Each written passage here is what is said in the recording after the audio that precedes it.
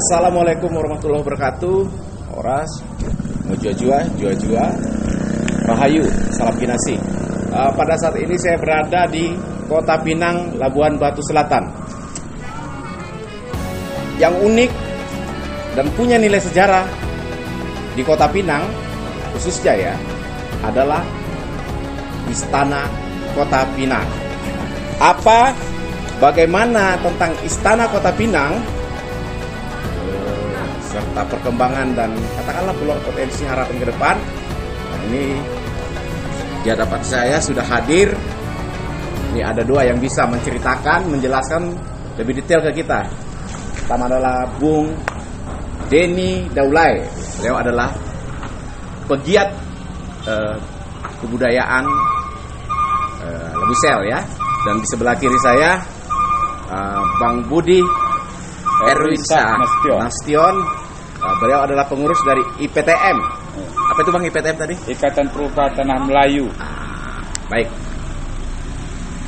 Secara singkat, mungkin Bung Denny dulu nih.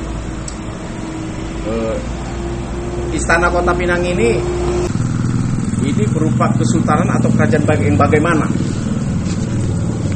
Kesultanan yang terdiri dari membawahi beberapa kerajaan-kerajaan yang menjadi wilayah ya kerjanya.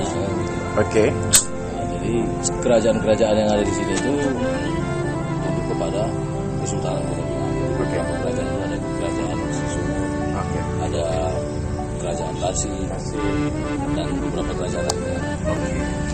Kemudian itu Bang, corak kerajaan itu sendiri, sistem pemerintahan dan corak kerajaan itu sendiri bagaimana? Bisa dijelaskan? Melayu murni atau campur atau bagaimana? Ya, karena di sini ada kobelerasi dari mulai leluhurnya dulu, terjadinya pernikahan dengan anak-anak raja atau putri Angkola, maka terjadilah perbauran atau diasporanya dua kebudayaan Melayu dengan Mendeling. Mendeling Angkola. Oh berarti bukan murni Melayu ini ya? Bukan. Kira-kira abad keberapa ini kesultanan ini berdiri? Kalau diperhitungkan nggak ada sebetulnya literatur yang pasti tentang kesultanan, nggak ada. Diperkirakan itu sekitar abad ke 16-17. Ya, 16-17. Kalau istana ini sendiri berdiri tahun 1928 dimulai pembangunan. Iya. Pada saat Sumpah Pemuda itu. Iya. Mungkin berkaitan dengan Sumpah Pemuda.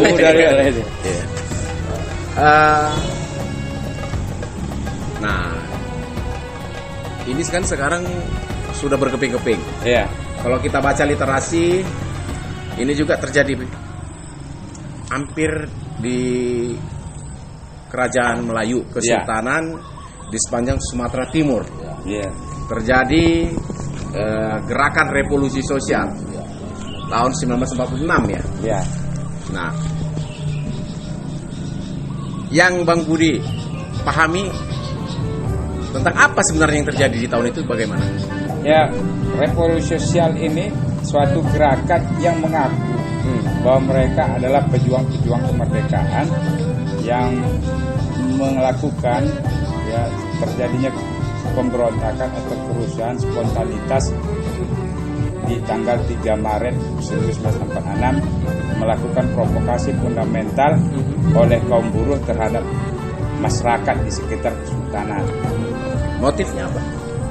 Salah satu motifnya itu kecemburuan terhadap aset-aset kesultanan berupa lahan, kepemilikan lahan. Jadi ada kekhawatiran pada waktu itu setelah kemerdekaan tanah-tanah ini tetap dikuasai oleh kesultanan Melayu. Maka muncullah keinginan untuk merampas lahan-lahan tadi. Maka disusupilah gerakan tadi untuk mengambil aset-aset. Nah, yang beredar ini yang berkembang. Ini kan banyak narasi-narasi mengatakan revolusi sosial itu adalah gerakan rakyat karena memang kesultanan Kota Pinang ini pada saat itu nggak pro NKRI. Itu gimana itu? Jadi kalau dibilang nggak pro NKRI, Kesultanan Kota Pinang ikut mendeklarasikan dukungan terhadap kemerdekaan Indonesia, bergabung dengan Pagaruyung. Nah, itu tadi setelah pasca kemerdekaan, Kesultanan ini ikut bergabung dengan NKRI dan menyatakan siap mendukung negara itu. Oke, berarti itu adalah provokasi ya? Ya, provokasi fundamental. Iya, sebenarnya nggak begitu ya? Iya. Nah, kalau sekarang keberadaan daripada keturunan lah ya, daripada Kesultanan ini, apakah ada di daerah Labusel ini atau di Indonesia ini? Kalau secara juriat pemangku Kesultanan mereka nggak ada. Cuma kalau juriat-juriat mereka yang tidak pemangku banyak juga. Banyak. Ya. Jadi di kerajaan-kerajaan ini keturunannya ada. Ada. Kerajaan-kerajaan yang di bawah Kesultanan ini masih ada. Oh, kerajaan-kerajaan kecil. Ya, itu ada. keturunannya atau juriatnya masih banyak. Masih ada ya. Kalau pemangku Kesultanan langsung ya ada di sini. Nggak pernah mereka menginjakan kaki dan melihat yang benar-benar ada. Tapi hanya sekedar ziarah mungkin ziarah ke makam leluhurnya. Tapi nggak lagi dalam konteks kesultanan. Jadi memang pasca revolusi sosial itu kan ada ketakutan tersendiri terhadap masyarakat Melayu, khususnya pemangku kesultanan inilah menggunakan identitas kemelayuan mereka. Jadi ada yang mungkin pergi merantau jauh atau kalau tinggal di sini juga mengganti identitasnya dari misalnya bergelar Melayu menjadi bergelar Mandailing atau Batak kan gitu. Ya, untuk survive lah ya. Secara sosial pada masa itu. Nah, sekarang ini mungkin karena larut dengan itu mereka lupa juga jadinya dengan sejarah mereka sendiri, kekayaan mereka. jadi terlupakanlah Kesultanan ini. Oke, tadi ada katanya pernah datang kemari ziarah ya. Berarti ada pemakaman kerajaan di sekitar situ. Jadi kalau di Kabupaten Labusel ini ada beberapa situs-situs makam keluarga-keluarga kerajaan dulu. Jadi misalnya ada di istana di Masjid Raya ini ada di Jalan Pelabuhan itu ada di dekat Sungai Barumun. Oh, ada beberapa lokasi ya. Ada di Tasik, di Desa Asam Jawa. Ada beberapa lokasi. Jadi ya mereka mungkin keturunan siapa tinggal datang ke tempat leluhurnya. Oke, pada saat revolusi ini Bang Budi, raja menjadi korban nggak? Jadi korban di mana? Dan penganiayaan di Bukit Mustafa itu di Sijambu. Di Sijambu? Ya.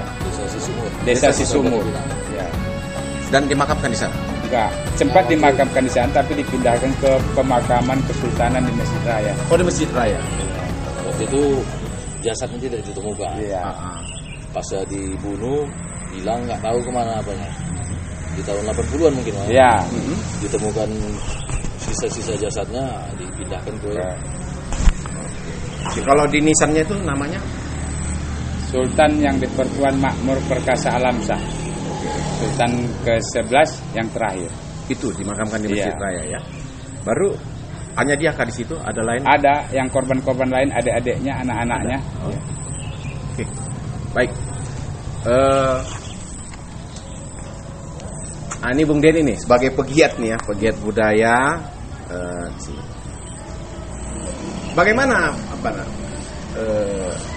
masyarakat di Kota Pinang ini khususnya ya melihat keberadaan istana ini? Apakah merasa bahwa ini adalah sesuatu situs bersejarah atau merasa udah itu adalah peninggalan masa lalu yang sudah tidak ada makna? Gimana masyarakat dulu? Sebetulnya kalau dari sisi masyarakat ya ini merasa ini kan kekayaan budaya. Cuma tadi karena memang kurangnya sentuhan dari pihak-pihak terkait lah, baik itu pemerintah atau bahkan juriat-juriat kesultanan sendiri, sehingga bangunan ini nggak bisa menceritakan sejarah seutuhnya. Padahal seharusnya kan bangunan ini diharapkan menjadi identitas Kabupaten Labuan Batu Selatan. Tapi ya itu tadi lah. Masyarakat memang sangat berharap ini bisa ada kan begitu. Tapi memang keterbatasan itulah. Belum ada titik temu untuk bersama-sama mengembalikannya ini kan gitu. IPTM sendiri nih, Bang Budi, apa planning ke depan terkait dengan keberadaan IPTM sendiri merupakan wadah untuk melakukan pelestarian situs-situs sejarah seperti Istana Bahran ini untuk melakukan bila kemungkinan dipugar atau bisa dijadikan hanya sebagai monumen situs sejarah untuk bisa menjelaskan di Labuan Batu Selatan ini ada titik sejarah penting dulunya sebelum adanya pemerintahan sekarang ini. Oke. Nah, ini di beberapa tempat ya, Ya, yang saya lihat seperti di Pulau Jawa, ya, bahwa peninggalan-peninggalan sejarah itu, situs-situs bersejarah itu sudah menjadi destinasi wisata, iya. ya, wisata budaya, gitu kan. Apabila lagi kreativitasin, ya bisa banyak gitu, apa namanya nanti yang menopang kehidupan lah kan Iya. katakan. Ini megah sekali, strategis di tengah kota, nggak jauh dari kota.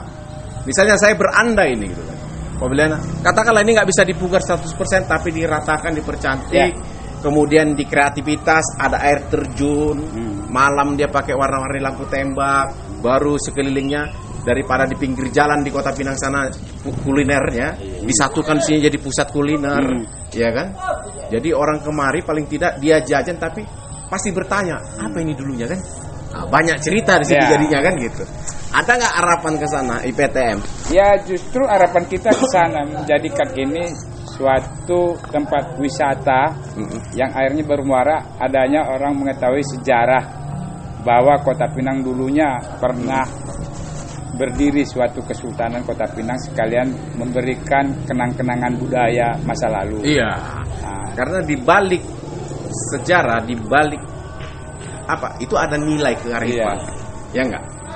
Kalau ini kan jelas ada Gium. Iya.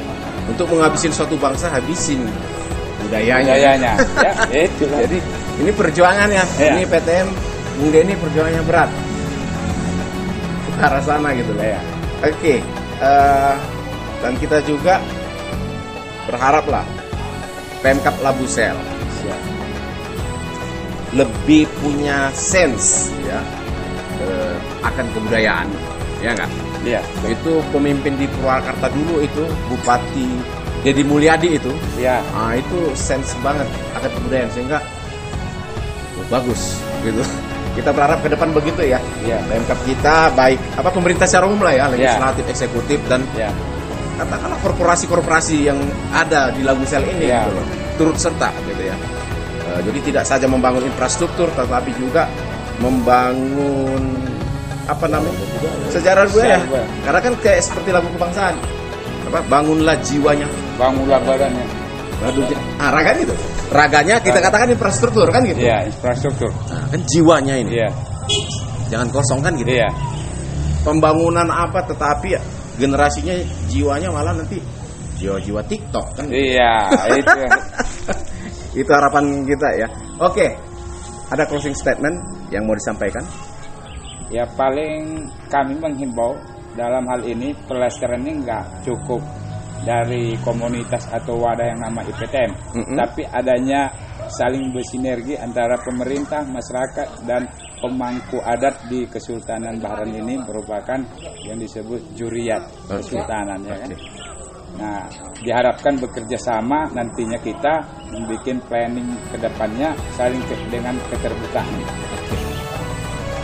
Ada Bung Denny yang mau sampaikan statementnya? Sebenarnya untuk kebutuhan kesultanan ini, istana bekas kesultanan ini nggak cukup cuma pemerintah daerah dan masyarakat. Jadi sebetulnya lebih dominan peran pemerintah pusat sebetulnya. Dia bisa lebih leluasa bergerak ketimbang daerah kan begitu. Samping keterbatasan anggaran, keterbatasan SDM. Jadi saya kira kalau pemerintah pusat juga mau terlibat langsung di sini, karena ini kan bukan cuma milik Labusel. Ini milik sejarah nasional. Bahwasanya ada Kesultanan Melayu yang semoga ini pada masanya jaya kan. Dan ini bagian dari yang turut mendukung kemerdekaan Indonesia. Nah, itu poin. Nah, itu harus menjadi catatan sendiri mungkin bagi pemerintah pusat untuk ikut sama-sama membangun kembali situs ini. Oke. Terima kasih ini. Siap. Bang Budi, Bung Denny ya. Demikian yang bisa kita sampaikan ya. Ada beberapa poin tadi, pemirsa yang menyimpulkan, tetapi tadi yang saya tangkap adalah tentang hakikat daripada kesultanan ini tadi sudah dijelaskan, dan kemudian yang kedua terjadi apa?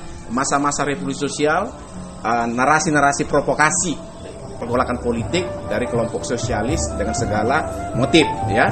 Kemudian poinnya juga adalah harapan kita ke depan. Ini sudah sejak 46 begini keadaannya, oleh waktu angin dan hujan ini akan runtuh. Kita berdoa jangan sampai runtuh, karena ini adalah kekayaan ya. Kita ini adalah heritage ya. Heritage ya. Dan kita anggap bahwa keberuntungan Labusel ini adalah anugerah Tuhan, kan begitu? Karena nggak di semua kabupaten kota ada yang begini. Iya, betul.